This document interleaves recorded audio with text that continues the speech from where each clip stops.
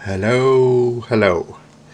So I thought I would do a video about my experiences with Ubuntu Gnome 1704, and I have been running it for a little bit over 2 weeks now. And yeah, it works overall pretty good, but I had a lot of issues in the beginning and get it to work the way I want it to work. And also some of the Windows software that I used to use, and trying to find a kind of a Linux version of it. But anyway, let's start out with the sort of installation thing. And by the way, let's see, details. The hardware itself, it's an i5 6600K CPU, and I have a NVIDIA GeForce GTX 660, and here you can see it says Ubuntu 1704, but it's with it's Ubuntu, but it has the GNOME desktop environment. And I have this installed on an 256 gigabyte NVMe drive from Intel.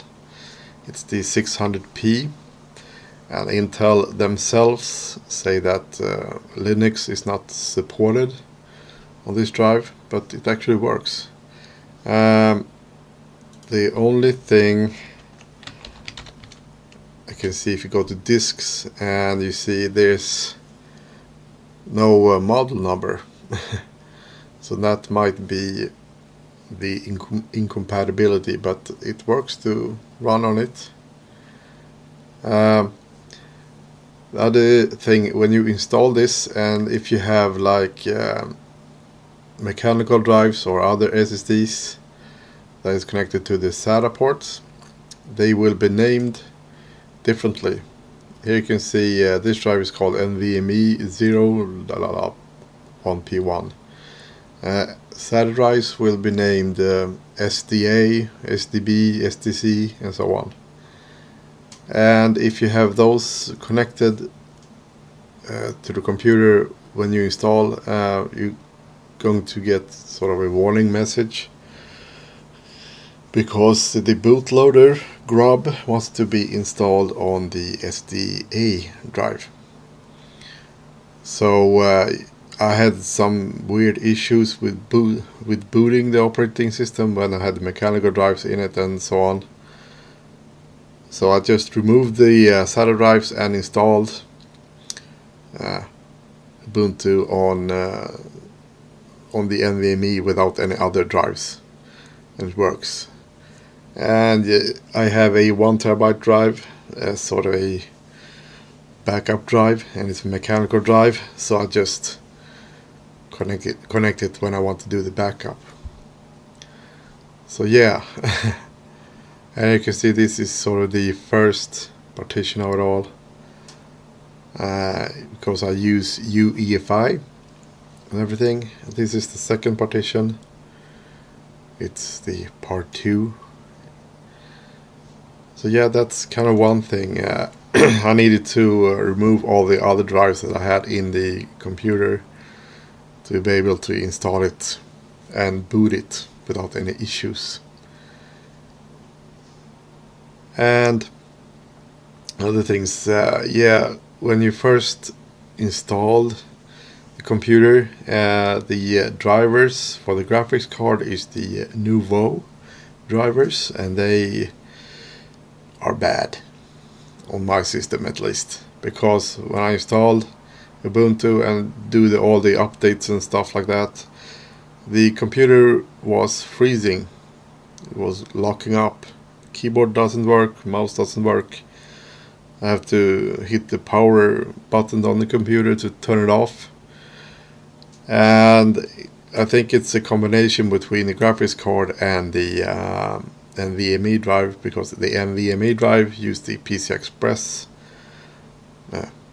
connection and it was kind of colliding with the graphics card and the driver. So the first thing I had to do was actually to go into the software, the package manager, or the software and updates. And the first thing I had to do was go in here to other software, and I clicked add, and actually the additional drivers here, they are kind of old by default. I think 7375 here is kind of the latest driver if you just use the default. So to get more updated drivers, you can see how I use 38459. You actually need to go to other software and click add and type PPA/fix drivers, and you need to add this PPA, and then you click add source and type in your password, and then you just close it and it will reload, or you need to reload the cache. And then you open this again and go into additional drivers, and these newer drivers show up, and this works perfectly now. Yeah, but the thing is that well, when you install the NVIDIA drivers, you get this NVIDIA server settings, and one of the issues that I had with this setup, it was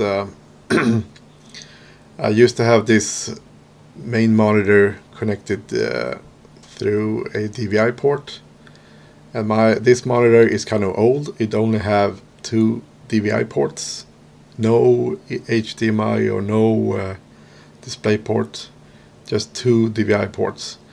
So I had a DVI cable connected to the DVI port on the graphics card, and you can see the native resolution on this monitor is 1920 by 1200, so it's a 16 by 10 monitor.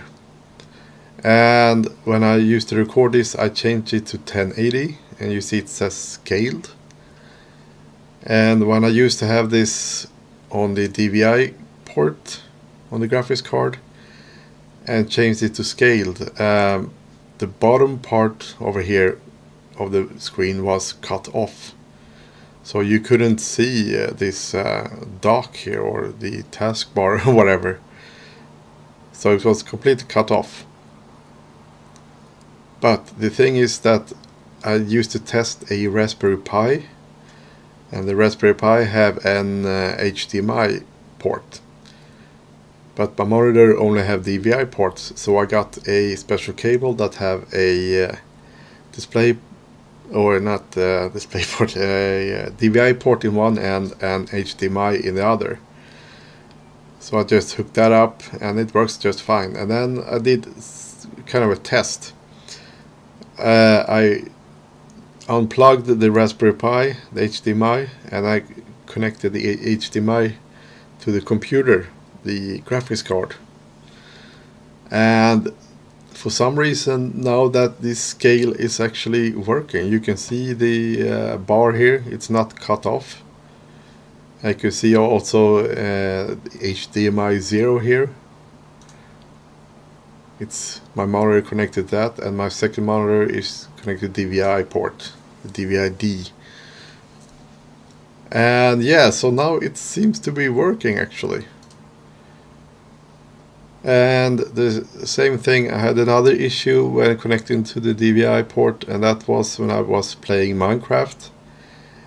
And when I quit the game, I got a weird issue where on the monitor itself everything was squeezed on the sides, and I can't really show it when I do screen recording, but I put a link to the video that I made that when I was recording the monitor itself, so you can see the problem.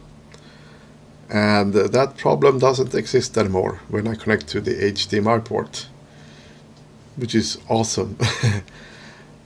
And another issue I had with the NVIDIA drivers was when I was on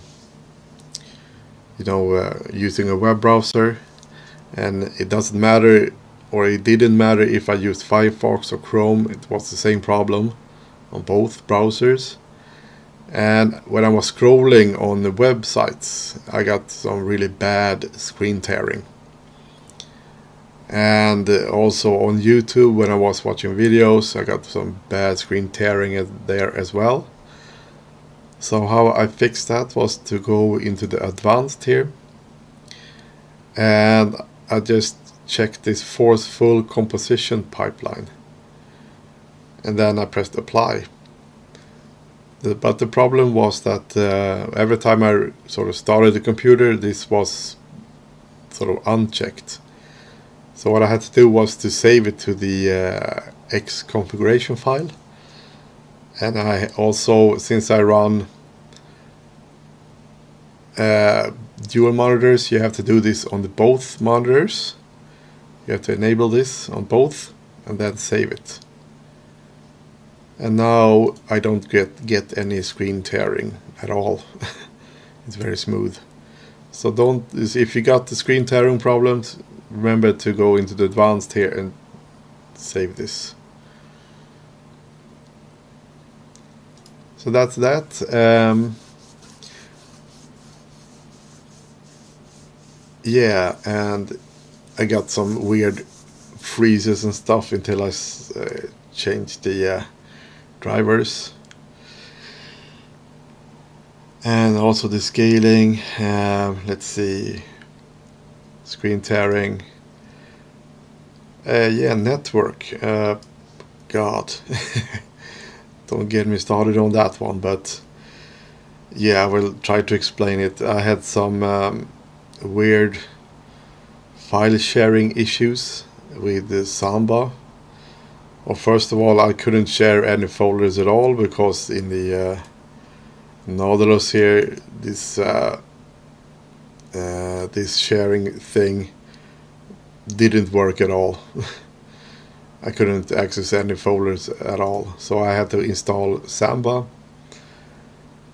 And when I installed Samba, I could, connect to other computers, other shared folders from this computer. But other computers couldn't connect to this computer. They just got, either a connection timeout or a permission denied. Can't access the folder. But finally, after the 8th reinstallation of the Ubuntu, I managed to get it to work. So now other computers can actually access this computer from the network. But I still have some weird issues with the Ubuntu server, where I still get some timeouts of the network. If I go into network and it just, I don't have anything here now, it's just this computer, but when I went to the server it says timeout. And I had to restart the server several times and then it worked. So I still have some issues with the network. And I also get some weird, or not weird, but slow transfer speeds between the computers. When I was running Windows, I got about 100 megabytes per second between the computers. When I transfer files. Now I get about between 45 and 65 megabytes per second. It varies. So I get about half the speed, which is kind of weird. But yeah, that's kind of an issue that I have now, slow transfer speeds. And yes, I have SSDs in all of my computers except the server. The server have 3 mechanical drives in RAID 0, so that should be handling 100 megabit or 100 megabyte per second. So yeah, that's kind of weird. And one thing while I'm in here, if I go to, you see it shows the file extensions all the time, and I can't find any settings to hide the extensions. And people say that well, you don't really need file extensions in Linux or Ubuntu. Well, you kind of do, because if you actually take an image, let's see if I have any pictures. I don't think I have. Yeah, if you rename this from PNG to .txt and try to open that picture and see what happens. So yeah, you kind of need file extensions, but there's no way of hiding them. I can't find anything. And also the kind of tree structure, it's a little bit annoying. If you, I think overall the sort of file manager works better in Windows, I think, or at least the GUI thing. You can have like a split screen like this and go to another folder over here, you know, have the music over here, or whatever, the Minecraft. You can do this, but it's still it's still a little bit, you know, weird. And yeah, and the other thing is some software I install only works in terminal. For example, I use a software called YouTube Downloader, or YouTube-DL, so I can download YouTube videos. And why do I do that? Well, my experience is that sometimes people either make their videos private or completely remove them.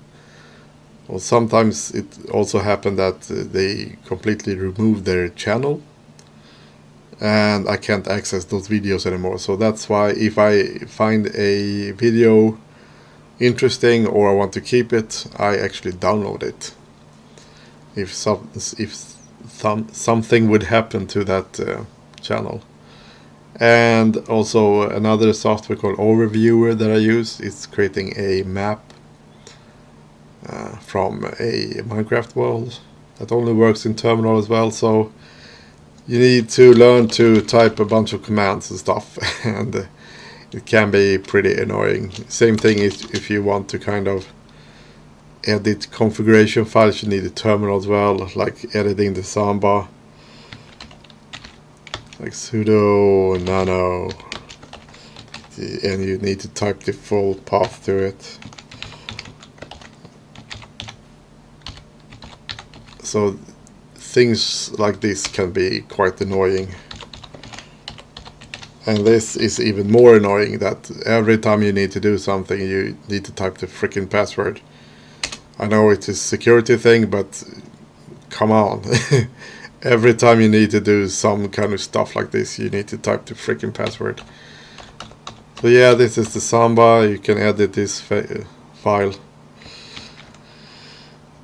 So yeah, same thing if you want to have admin rights or edit the xconfig file, you need to have admin rights to that. So sudo nemo, and you got elevated privileges. So yeah, if you're gonna use Linux, you have to get used to use terminal a lot. So, and learn the commands.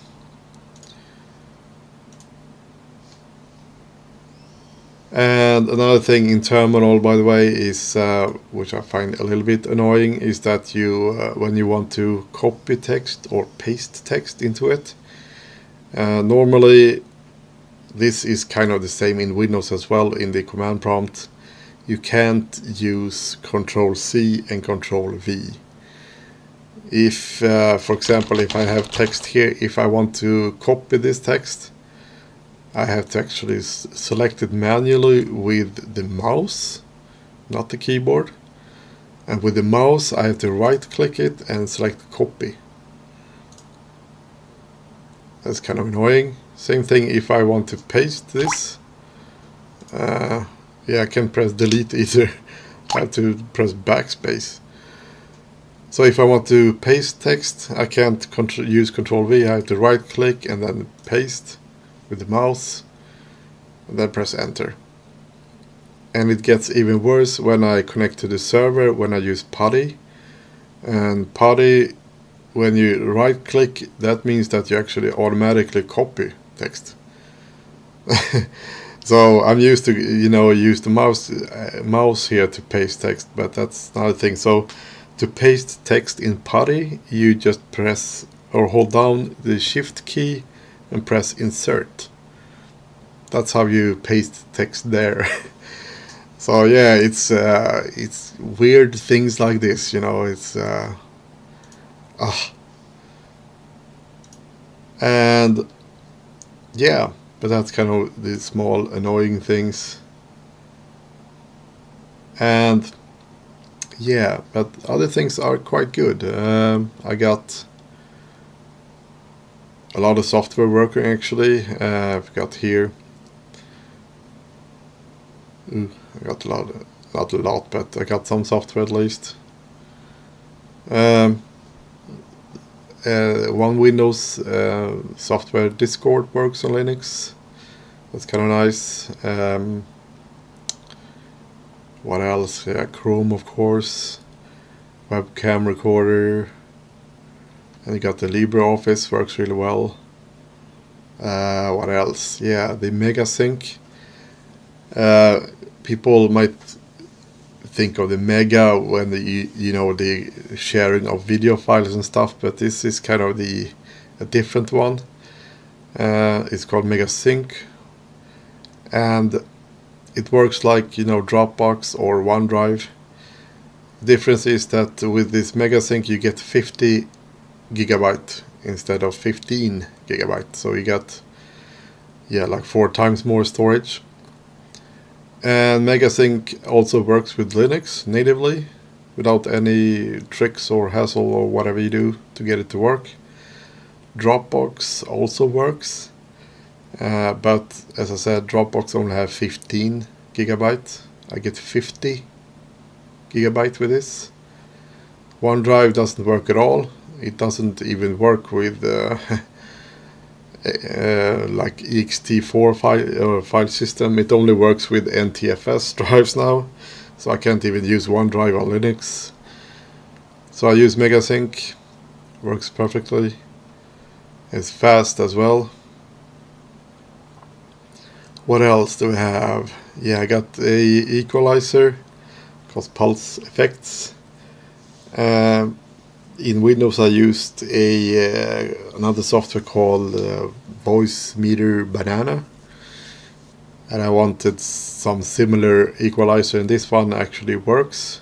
I tried some other equalizers, but they need some kind of configuration file and stuff, but this one works really well. And what else? Yeah, Shutter, used for screen not screen sharing, but taking screenshots. Simple Scan as well, scan documents. And my printer works out of the box. It works really well. I can scan documents as well. Spotify works as well. What else? Steam works as well. So yeah, a lot of the games that you have on Steam actually works on Linux, but not all of them. I don't know if I actually set this up. No, I haven't set this up yet, but anyway, let's do that later. Yeah, but otherwise I don't really have that much problem. Yeah, VLC works now as well. I had some issues before with it. I got some weird green flashing things popping up now and then, but now it seems to be working. And of course I use PuTTY to connect to my server. So I have a server set up here, some profile for it. But yeah, and why did I start that? And it's kind of slow. But anyway, it seems to be working pretty good. And the tweak tools, you can customize a lot. And you can see I got a Mac OS Sierra After Dark theme. And also different icons, because I didn't like the black cursor. Or the cursor, I mean, is the Windows. I mean, and the Obsidian Master is the icons down here, and also in the files, the blue thingy, the blue folders. And desktop, I didn't do anything there. And one great thing with Ubuntu Gnome is the extensions. One of them is dash to dock, for example. It's this bottom here. So you can put it to the left top and resize everything. You can set up that pretty good. Drop down terminal. Also, if you press the on the American keyboard is the tilde. It's right under the escape key. On the Swedish keyboard, it's the half. Well, it's under the escape key at least. And you get the terminal up here. Freon is actually, I installed the sensor kind of software, so that you can check the CPU temperatures and also the graphics card. And Freon,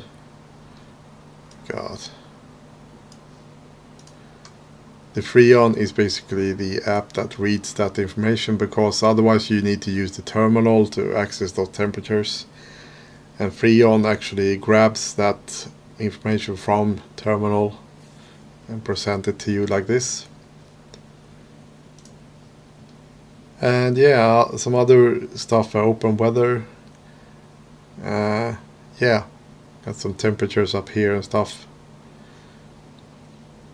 So yeah, a lot of nice stuff. Top icons plus as well, so that it can show the icons up here in the top menu a little bit better, at least. Fonts, I changed the fonts as well a little bit. Otherwise, power, disable the hibernation and stuff. Top bar showing the date and seconds and whatnot. And yes, I am on the I actually use the 24-hour clock. I don't like the AM and PM stuff that Americans use.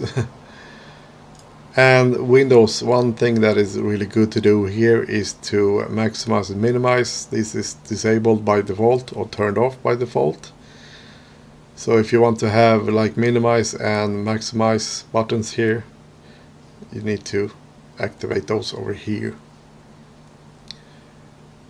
Yeah, but otherwise it's really nice to do that. Customizable, it's very customizable. Sometimes you might customize it a little bit too much, and I noticed that some themes work better than others, because when I got the bad one, the GNOME shell kind of crashed all the time. So yeah,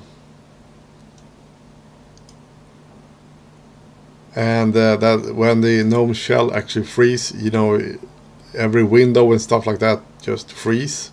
But you can move the mouse cursor works, and the keyboard works, but the windows and stuff are completely frozen. And the GNOME shell will kind of restart itself after like 2-3 minutes. So yeah. And other software like Windows software, you can run some Windows software on here through a software called Wine. I don't have Wine installed right now, but you get like a folder here called Wine, and all the sort of Wine software shows up here. But in a previous installation that I did, I was starting to have issues with Wine, None of the Windows app that I used worked anymore. They stopped working, and they worked before. So I just stopped using Wine, and I tried to find sort of a Linux version of it instead. But yeah, this is kind of the my experience right now. But overall it works fine, and it's I like it. I like the customization you can do in Linux. You can make it look the way you want it to look. So yeah, there are small minor issues, but a lot of them I have fixed. But there are still some minor issues there that I need to fix later on. But yeah, otherwise it's working really, really well. So yeah, this might be kind of a long video. How long is it now? Yeah, it's like 30 minutes. So I think I will actually end it over here for now. So yeah, see you in the future when I do kind of a next update video about my experiences. So yeah, see you later.